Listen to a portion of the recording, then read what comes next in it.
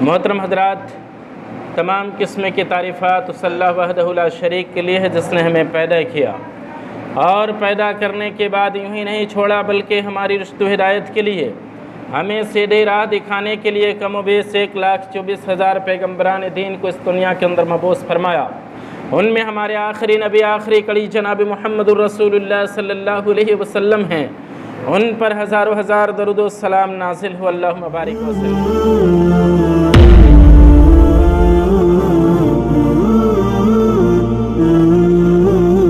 محترم حضرات، آج کے اس خطبہ جمعہ میں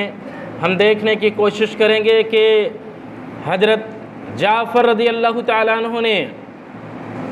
ملک حبش کے بادشاہ کے سامنے کس طرح سے اس نے اسلام کی ترجمانی کی۔ وہ اس لیے آج کے اس خطبہ جمعہ کو، اس عنوان کو، اس موضوع کو چننے کی وجہ یہ ہے کہ ہم بہت ایسی جگہ پر جب اسلام کی ترجمانی کرنی رہتی ہے ہم کو، تو ہم خوف کھاتے ہیں، ڈر جاتے ہیں، اور اسی طرح سے ہم یوں ہی دائیں بائیں کر کے نکل جاتے ہیں۔ ایسا معلوم ہوتا ہے کہ ہم کو خود اسلام سے ہی کوئی دلچسپی نہیں ہے۔ لیکن جعفر رضی اللہ تعالیٰ عنہ نے حبشہ کے بادشاہ کے پاس اسلام کی جو ترجمانی کی تھی وہ ہمارے لیے ایک نمونہ ہے، اور ہمیں بے باک انداز سے کہیں بھی اسلام کی ترجمانی کرنی چاہیے۔ سن 5 نبوی میں اللہ کے رسول صلی اللہ علیہ وسلم نے جب نبوت کا اعلان کیا، لوگ اسلام میں داخل ہونے لگے، لیکن کفار مکہ، قریش مکہ کو یہ بات پسند نہیں آئی کہ مسلمان روز بروز بڑھتے جائیں۔ انہوں نے مسلمانوں پر زور و ظلم ستم ڈھانا شروع کیا۔ آپ صلی اللہ علیہ وسلم نے مجبور ہو کر کے سن 5 نبوی میں آپ نے صحابہ اکرام کو اس بات کا حکم دیا کہ تم لوگ ملک حبش میں شاہ نجاشی کے پاس چلے جاؤ، وہ ایک عادل حکمراں ہے، وہ انصاف کرنے والا ہے، نرم دل ہے، اس کے پاس چلے جاؤ۔ لہذا 12 مرد 8 عورتیں کل 16 حضرات صحابہ اکرام اور صحابیات کل 12 یہ لوگ حضرت عثمان بن عفان رضی اللہ تعالیٰ عنہ کی امیری میں، ان کی قیادت اور سیادت میں رات کے اندھیرے میں نکلے۔ جب یہ نکلے تو اللہ کے رسول صلی اللہ علیہ وسلم نے کہا کہ حضرت ابراہیم علیہ السلام اور حضرت لوط علیہ السلام کے بعد یہ پہلا گھرانہ ہے جو ہجرت کر رہا ہے۔ لہذا یہ 16 لوگ رات کے اندھیرے میں نکلے تاکہ مشرکین کو پتہ نہ چلے۔ یہ لوگ بحر احمر کے ساحل پر پہنچے، اتفاق سے وہاں 2 تجارتی کشتیاں لگی ہوئی تھیں، یہ سوار ہو گئے اور سمندر پار حبش میں چلے گئے۔ وہاں اطمینان و سکون کے ساتھ رہنے لگے۔ جب مکہ کے مشرکین کو پتہ چلا کہ یہاں کے صحابہ اکرام اور صحابیات ہجرت کر کے حبش چلے گئے ہیں، انہوں نے ساحل سمندر تک پیچھا کیا، لیکن وہ لوگ نکل چکے تھے۔ وہ وہاں جا کر کے اطمینان و سکون کے ساتھ رہنے لگے، اپنے دین اور اپنی ایمان کی حفاظت کے ساتھ رہنے لگے۔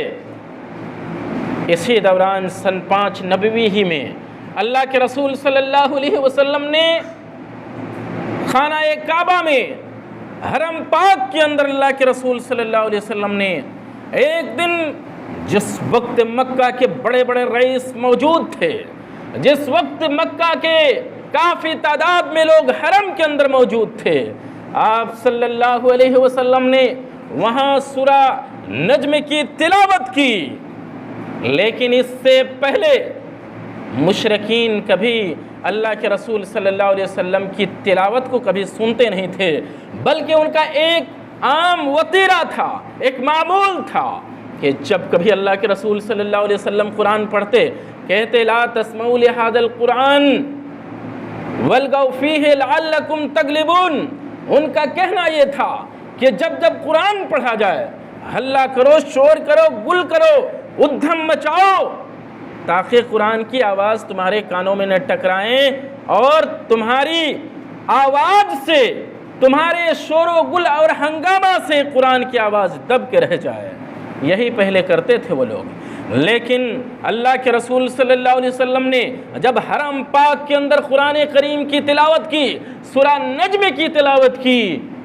وہ کافر مبہوت رہ گئے، سننے پر مجبور ہو گئے۔ قرآن کی دلکشی نے ان کے دلوں کو کھینچ لیا۔ اللہ کے رسول صلی اللہ علیہ وسلم نے سورہ نجم کی تلاوت کی اور آپ نے یہ دعوت دی، فَاسْجُدُوا اللَّهَ وَاعْبُدُوا، کہ تم لوگ اللہ کا سجدہ کرو اور اللہ کی عبادت کرو۔ وہ لوگ اللہ کے رسول صلی اللہ علیہ وسلم آپ کی دعوت کی، قرآن کی، یہ دین کی سب مخالفت کرتے تھے، لیکن ان کا دل آج قابو میں نہیں تھا، ان کا دل آج قابو میں نہیں تھا، دماغ قابو میں نہیں تھا۔ رسول نے جو ہی قرآن کی آیتوں کا تلاوت کیا، ان کا دل قرآن پر مائل ہو چکا تھا۔ اللہ کے رسول نے کہا کہ اللہ کی عبادت کرو، سجدہ کرو۔ اللہ کے رسول نے سجدہ کیا، تمام مشرکین سجدہ میں گر گئے۔ جب سجدہ سے اٹھے، ان کو احساس ہوا کہ ہم تو اللہ کے رسول کی مخالفت کرنے والے لوگ ہیں، آج تو اللہ کے رسول کی دعوت پر ہم سجدہ کر لیے ہیں، یہ کیا ہو گیا؟ اور جو حرم کے اندر موجود نہیں تھے، باہر میں تھے، ان لوگوں نے ان مشرکین کا ملامت شروع کیا، کیا ہو گیا؟ تم نے نبی کے ساتھ آج سجدہ کر لیا۔ جھوٹے لوگ تو تھے ہی، یہ مکہ کے مشرکین جھوٹے تھے ہی، انہوں نے ایک جھوٹ اور گڑھا اور کہا کہ اللہ کے رسول صلی اللہ علیہ وسلم نے کہا کہ تلکل گرانیک الاولا انا شفاعتہن لترجا۔ اللہ کے رسول نے یہ کہا کہ یہ بت جو ہیں، یہ جو بت ہیں بڑے بڑے عظیم ہیں اور ان سے شفاعت کی امید کی جا سکتی ہے، لہذا ہم نے سجدہ کر لیا۔ یہ جھوٹ ان لوگوں نے کہا، حالانکہ اللہ کے رسول نے ان کے معبودوں کی کوئی تعریف نہیں کی تھی، بلکہ وہ سجدہ میں گرے تھے اس لیے کہ قرآن کی کشش نے ان کے دل کو مائل کر لیا تھا، قرآن کی کشش سے وہ بچ نہ سکے تھے، اس لیے انہوں نے سجدہ کیا تھا۔ ادھر یہ معاملہ ہوا اور ادھر جو 16 افراد حبشہ میں گئے تھے،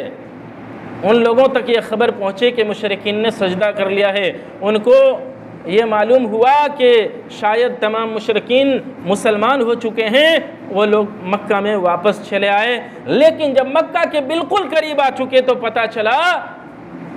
کہ وہ مسلمان نہیں ہوئے ہیں، معاملہ کچھ اور تھا۔ ان میں سے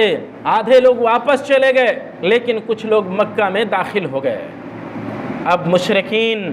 اور زیادہ مومنوں کو ستانے لگے، اور بالخصوص جو لوگ حبشہ چلے گئے تھے، حبشہ سے واپس آئے تھے، ان کو اور مزید ستانے لگے۔ اللہ کے رسول صلی اللہ علیہ وسلم نے مجبور ہو کر کے پھر صحابہ اکرام سے کہا کہ تم لوگ حبشہ کی طرف ہجرت کر سکتے ہو، لہذا 82 یا 83 مرد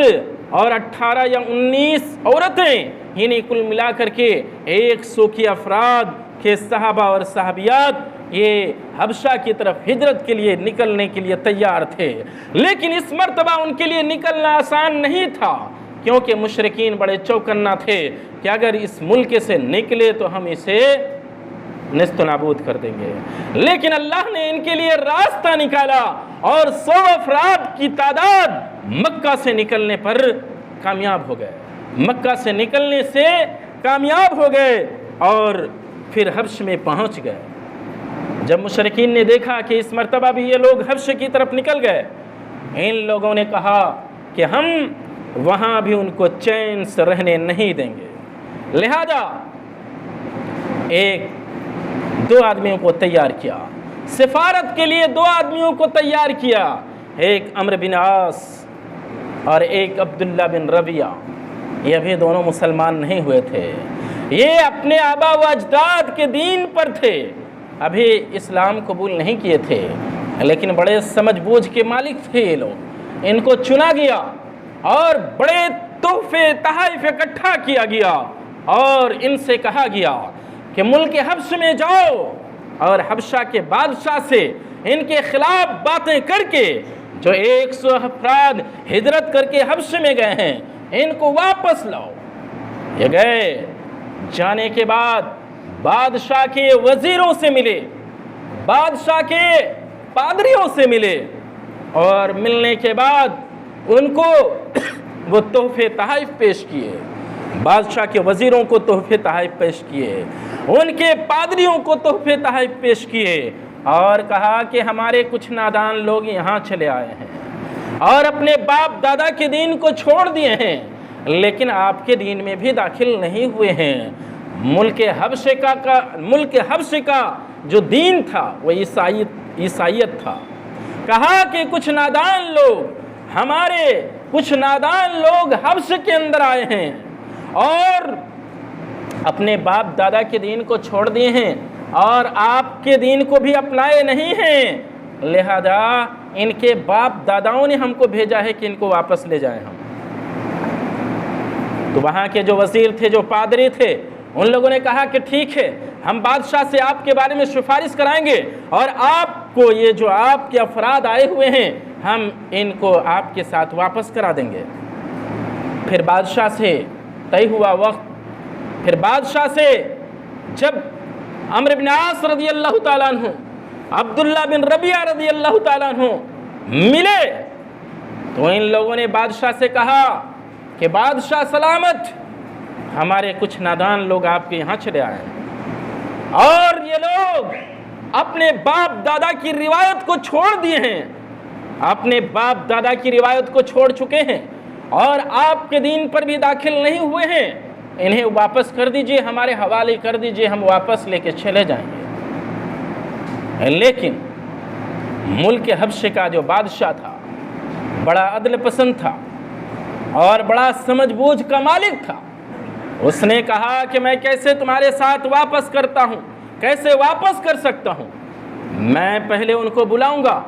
ان سے میں پوچھنا چاہتا ہوں کہ معاملہ کیا ہے۔ بلایا گیا، مختصر سے صحابہ کرام کی جو ٹیم تھی، ان کے ترجمان جعفر رضی اللہ تعالیٰ عنہ کو بنایا گیا۔ حضرت جعفر رضی اللہ تعالیٰ عنہ کو اسلام کا ترجمان، مسلمانوں کا ترجمان بنایا گیا۔ مسلمان گھبرائے، کیا کیا جائے؟ آپس میں میٹنگ ہوئی، ان کی مشورہ ہوا، لیکن ان لوگوں نے مشورے میں ایک چیز طے کیا کہ ہمیں ہر حال میں سچ بولنا۔